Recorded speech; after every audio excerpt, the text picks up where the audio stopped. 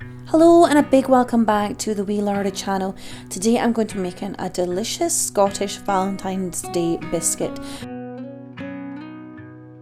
And I have put some raspberry jam in the middle and some berry icing on the top as well. So it's a really nice treat to have at Valentine's Day, but you can have it at any time in the year. It's so good. So for this recipe for the biscuits, you're going to need 120 grams of unsalted butter, 240 grams of wholemeal flour, 65 grams of sugar, 2 egg yolks, and for the icing sugar, you're going to need icing sugar, water, berry powder or red food colouring. So to get started on this recipe, you're going to pop the butter and the flour into a large mixing bowl, and we're just going to rub that together in our hands to create a breadcrumb type texture. Now this recipe is so easy to make. There really is not much to it at all. It just takes a few minutes to prepare the dough. So now we're going to pop in our sugar and our pinch of salt, and we're going to give that a really good stir through just to make sure that it is fully incorporated into the mixture. And we're then going to pop our egg yolks in one by one. Well, I actually like to add them one by one, but you can add both of them in at the same time. And I just like to mix them in individually. So if you mix your first egg yolk in and then just squeeze it together to sort of start forming your dough, and then you're going to pop your second egg yolk in as well. So it's just the egg yolks, not the full egg. And we're just going to break that up and mix it into the dough. So just make sure it's fully mixed together, and we're just going to start forming our dough in our hands. So you should have something that looks a little bit like this. It's quite a smooth dough. If you find yours is a little bit too dry, please feel free to add a dash of milk into your dough. And we're just going to roll out our dough onto a well-floured chopping board. So we've just used a chopping board and some wholemeal flour here, and we're going to use our rolling pin to roll it flat. Now I do like to cook these biscuits fairly thin because we're doubling them up. If you're cooking them individually, you can thicken them up. You don't have to roll the dough out as thin as I am doing here. Now we got about 12 biscuits out of this dough, so if you want to make more than that, you can double up the recipe.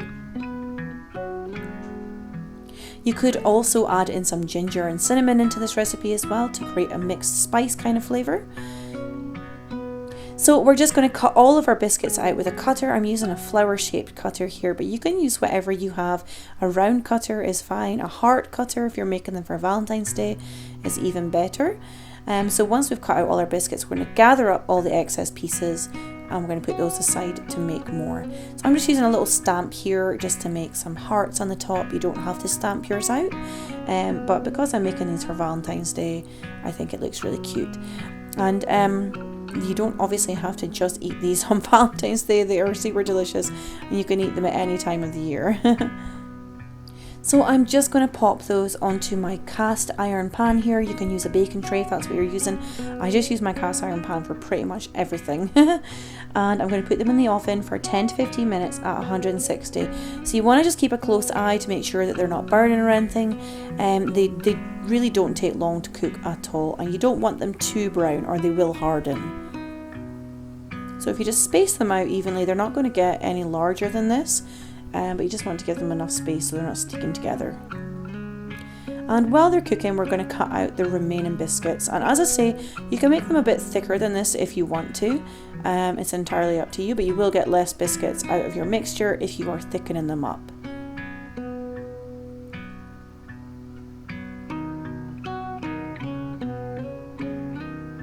So because I'm doubling them up, I like to have them fairly thin so you can get an idea of the thickness here.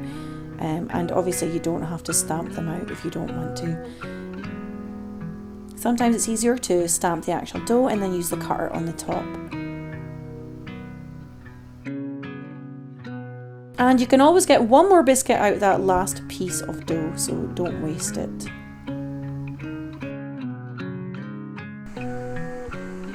So after they're cooked, they should look something like this. So they do lighten up in colour slightly, and they're not too brown, they're nice and light, and this just makes them really soft if they're not too browned. So if you just pop those all onto a cooling tray and just leave them to cool before we put the jam on.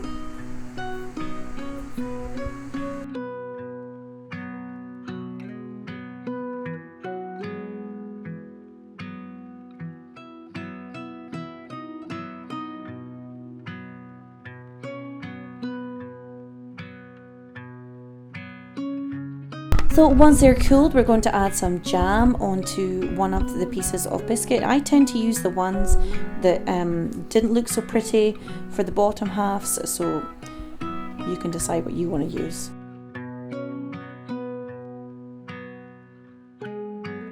And if you just pop the other half on the top there as well.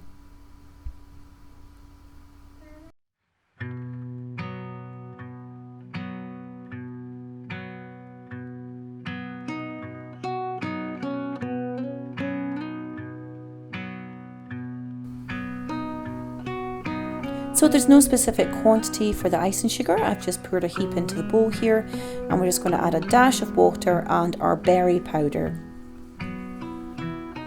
So I've actually used a beetroot powder, but you can use a red food colouring if you want to. I just find the beetroot powder gives it a really nice natural look, so if you can get hold of that, then please go for that instead. So once I've given that a really good mix through, we're just going to pop that on top of the biscuits.